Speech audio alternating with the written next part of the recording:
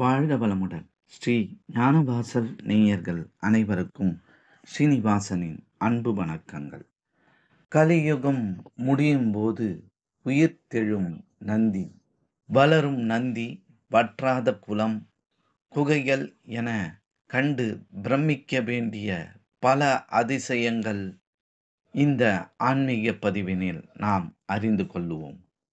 நமது வாழ்வில் தினம் தினம் எத்தனையோ கோயில்களை பார்த்தாலும் அவை பற்றி கேட்டாலும் எதுவுமே திகட்டுவதில்லை. எல்லா கோயில்களுமே தன்னுள் ஏதோ ஒரு அதிசயத்தையும் வியப்பையும் தாங்கிக் கொண்டுதான் நிற்கின்றன. அப்படி ஒரு அதிசய கோயில்தான் ஆந்திர பிரதேசம் நந்தியால் மாவட்டத்தில் உள்ள சிவன் கோயிலான ஸ்ரீ யாகந்தி உமாமகேஸ்வரர் திருக்கோயில். கோயிலை 15ஆம் நூற்றாண்டில் ராஜ ஹரிஹர புக்கா கட்டியுள்ளார். ஒரு சமயம் அகத்திய முனிவர் இங்கு பெருமாளுக்கு ஒரு கோயில் கட்ட வேண்டும் என்று ஆசைப்பட்டுள்ளார். ஆனால் இங்கே ஒவ்வொரு முறையும் பெருமாள் சிலையை நிறுவ முயலும் போது அந்த சிலையின் கால் விரல் உடைந்து போய்விடுகிறது. இதன் காரணத்தை தெரிந்து கொள்ள அகத்தியர் சிவபெருமானை நோக்கி தவம் இருக்கிறார். சிவபெருமான் அகத்தியர் முன்பு தோன்றி, இவ்விடம் கைலாயத்திற்கு இணையானது, இங்கே சிவன் கோயில் கட்டுவதே சிறந்ததாகும் என்று கூறியிருக்கிறார். இதனால் அகத்தியர் சிவபெருமானிடம் பார்வதி தேவியின் ஒற்றை கல்லால் ஆன சிலையை கேட்டுள்ளார்.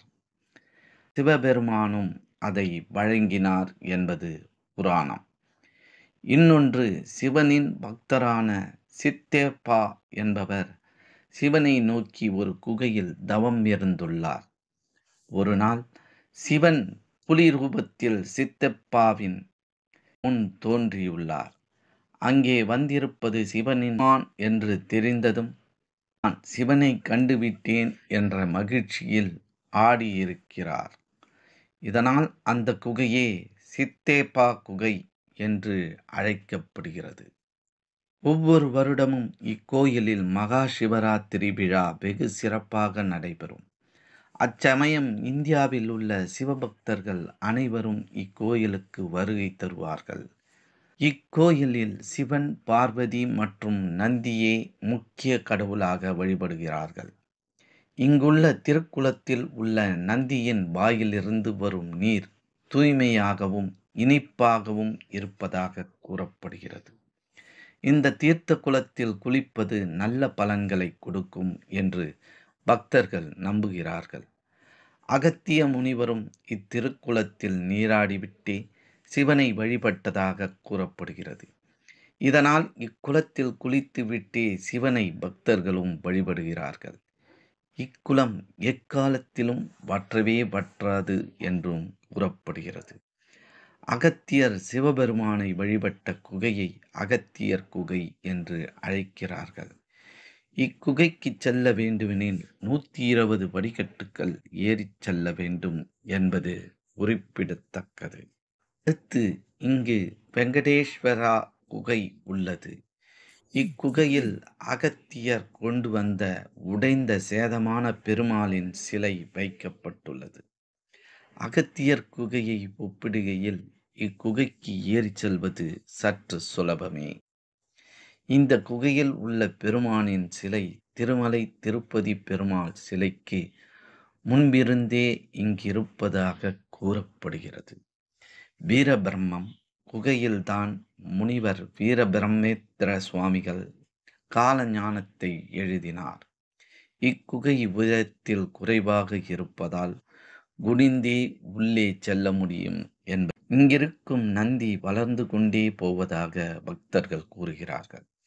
இங்குள்ள நந்தி இப்போது இருக்கும் அளவை விட சிறிதாகவே இருந்திருக்கிறது.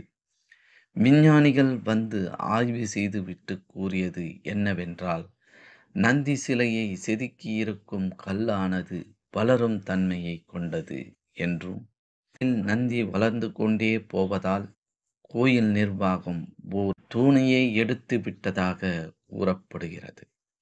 வீர பிரம்மேந்திர சுவாமிகளின் கூற்றின்படி இந்த நந்தி கலியுக முடிவில் உயிர் பெற்று எழும் என்று கூறியிருக்கிறார். அகத்திய முனிவர் தமம் செய்து கொண்டிருந்த பொழுது காகம் ஒன்று அவரை தொந்தரவு செய்ததால் இங்கே காகம் வரக்கூடாது என்று சபித்து விட்டாராம். ஆனால் இக்கோயிலைச் சுற்றி காகத்தை காண முடியாது. காகம் சனி பகவானின் வாகனம். ஆதலால் இக்கோயிலில் சனி பகவானாலும் நுழைய முடியாது. வளரும் நந்தி, வற்றாத குளம், குகையில் என கண்டு பிரமிக்க பல அதிசயங்கள் உள்ளன.